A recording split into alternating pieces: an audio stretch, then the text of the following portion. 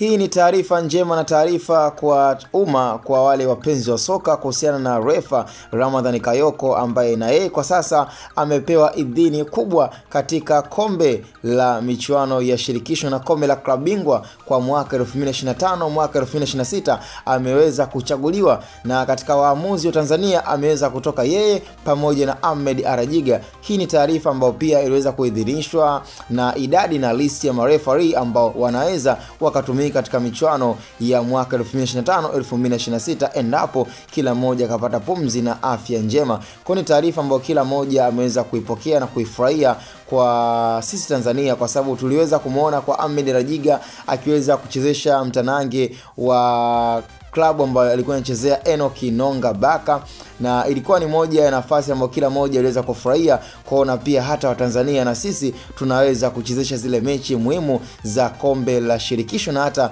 mechi za klabu bingwa. Kwa hiyo kwa Ramadhan Kayoko na Ahmed Arajiga kwa sasa wameweza kuteuliwa na CAF na ni moja ya listi ya marefaris watakaweza kutumika katika michuano ya mwaka